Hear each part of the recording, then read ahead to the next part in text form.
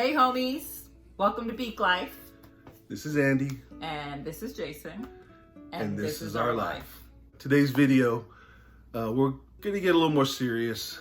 This subject of this video is something that has impacted our family tremendously over the last couple years, and that is cancer. Specifically, multiple myeloma is the type of cancer that we've been dealing with. And in today's footage, we're going to take you along on a recent visit to Vanderbilt where we talked to the doctor that oversaw the stem cell transplant a while back. And it's just a follow-up visit, so if you're curious as to what we discussed, some of the treatment options and where Jason is right now and moving forward, then stick around because that is in the video. And here we go. Here we go.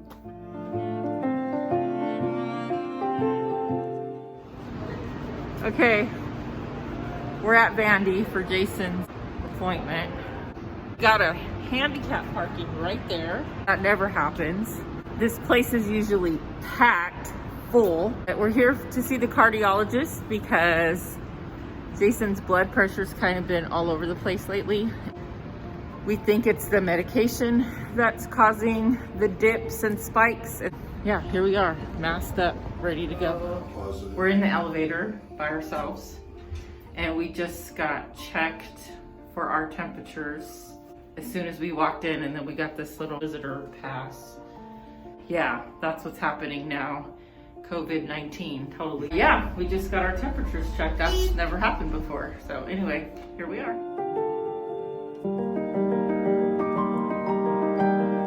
So usually when we come here, this place is packed and is pretty empty. There's like 3 patients over there. And they got these little...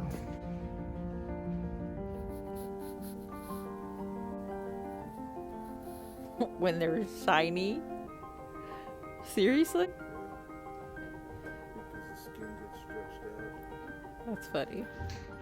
Yeah, this is right. This is the exit. Thanks, guys. Have a good one. You too. We were just on the elevator. We're leaving, and there was a patient in a wheelchair that they didn't get in. They waved us to go on, and I was like, "Oh, they don't want our germs." And Jason's like, "He was a prisoner." He had handcuffs on, and I totally didn't even see it. Leg shackles and everything, and I totally missed it. I was like, "Oh, they don't want to get on because they think we have cooties." I guess the bright orange jumpsuit didn't give you any clues. I wish I would have been recording, but we missed it. Anyway, doctor said he's just gonna monitor Jason's, I guess, I don't know. Just keep in touch with him. Yeah, stay where we're doing. So now we're gonna go get something to eat, find a drive-through, get something to eat, and wait for our next visit. We're back at our car. We're parked across the street from the Parthenon on West End in Nashville. And we're down the street from Vanderbilt. Because it's Corona time, the easiest thing to do was to go through a drive-through. And hold on, let me not kill this old man. He waved me through. Get out of my way. Come on, hurry up. You can flip it and show him Vandy. Vanderbilt's football stadium. We're across the street from there.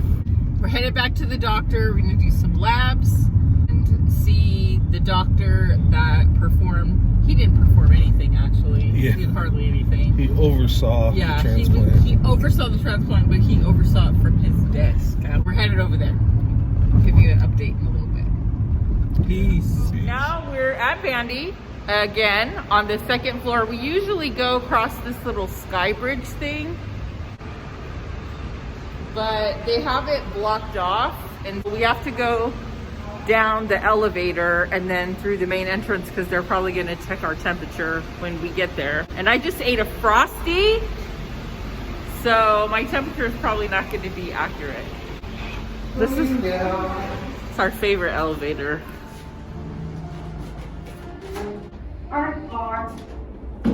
First floor.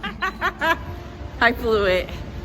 I had the Frosty and it threw off my reading. So the guy said if I brought my pass from when we were here earlier, the little visitor badge that I had, then I could get back in. Where's my car? Oh.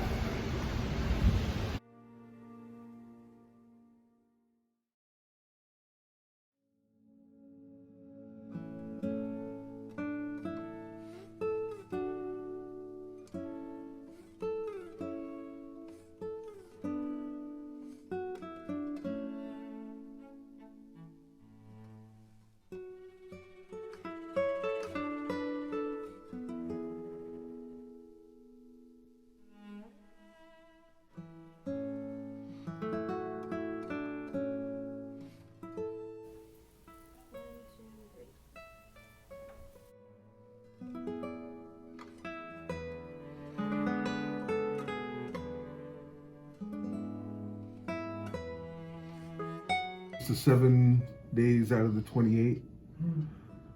So tomorrow is the first of the next cycle. Yeah. And you're still getting the same treatment? Yes. The oh gosh. Pomalyst. Pomalyst, yeah. Darzalex Just, and dexamethasone. yes.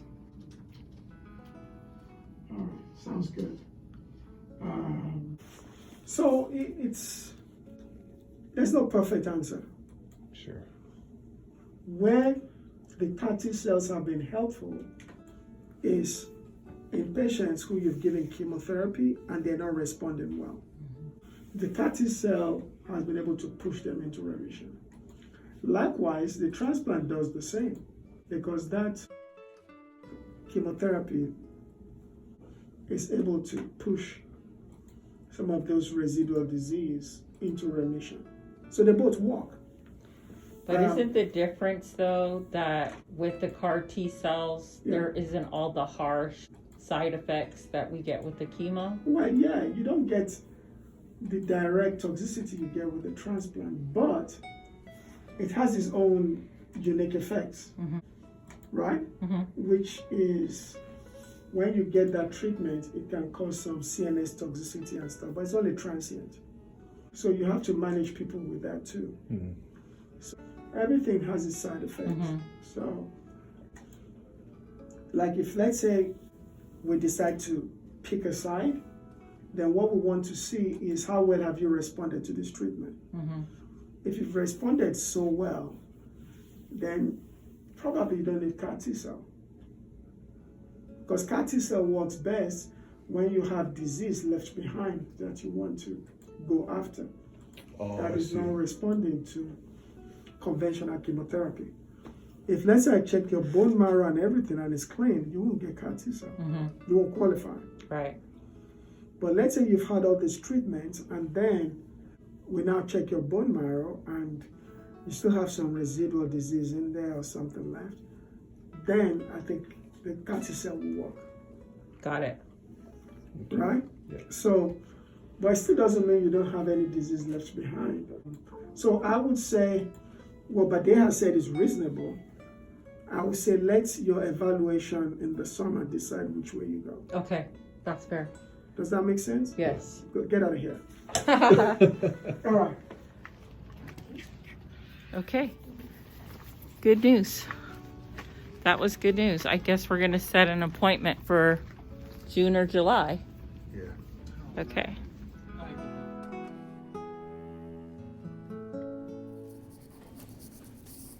Well, that was a good little visit with one good visit for the books with Dr. Kasim. And we're going to go downstairs. They have a recycle bin for old pill bottles. That's the word I was looking for. The words I was looking for. And we're going to go recycle those downstairs. And then we're going to get out of here.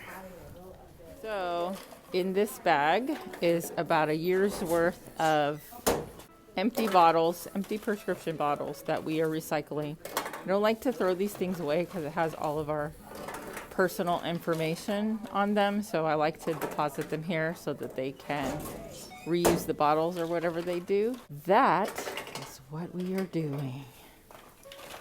So we finished dropping off the empty pill bottles in the recycle kiosk thingamabob, and now we're headed back to our car. Yep. So all in all, I would say that it was a successful visit to Vanderbilt today. Today was a good day. Today was a good day. In the words of Ice Cube.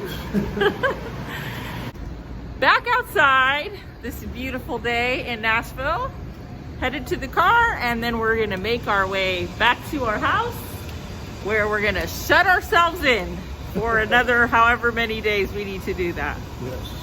Okay, that's it.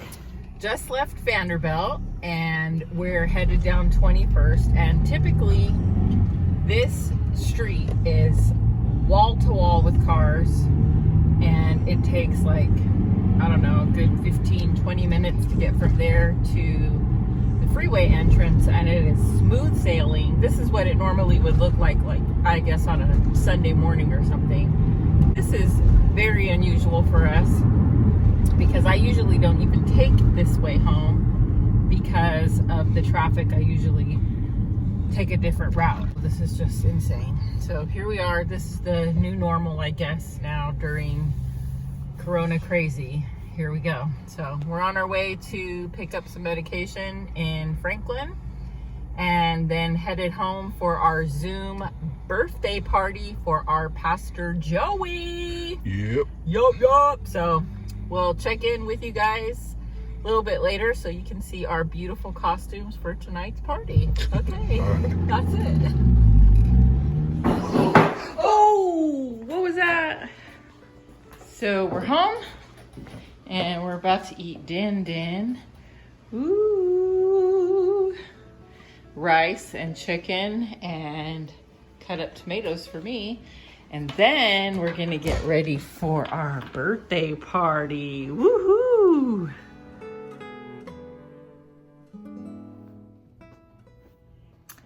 Well, Thanos, got anything to say to the people?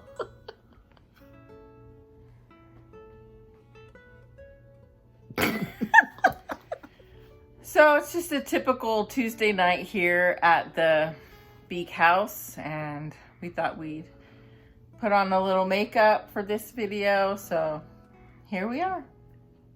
You special.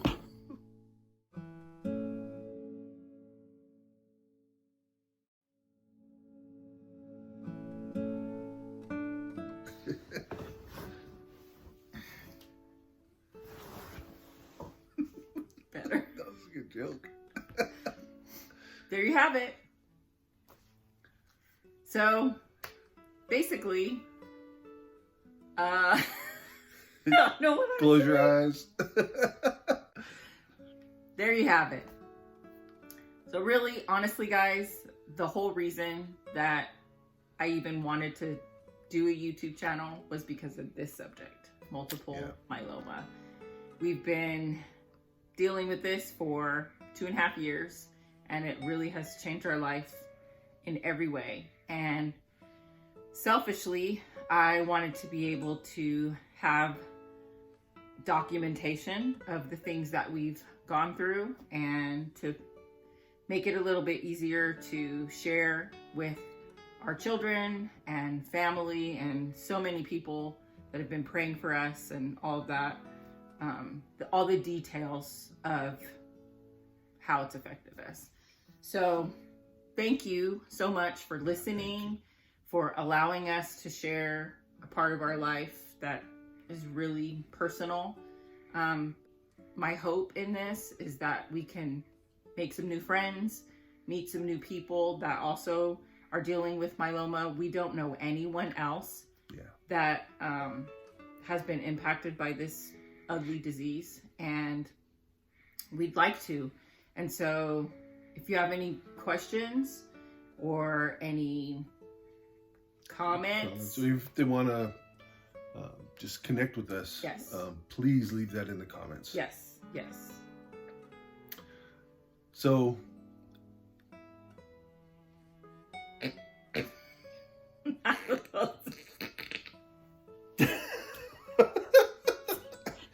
It's not funny. okay. So please follow along with us as we take you on this journey. We're going to share a lot of information about multiple myeloma itself, how I was diagnosed, what my treatment options were, and kind of where things are going. Even some of the newer treatment options that are out there, Right. that are actually, they could possibly offer a cure for this disease, because multiple myeloma at this point is incurable. Yes. So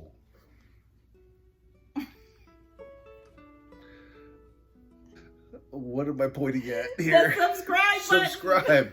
Look for that subscribe button that's somewhere over here. I think we have notifications on this side, and over there is the like button. Yes. And please leave us lots of comments. Yes. So I think that's it. That's it. So bye, y'all. Peace out. Word to your mama.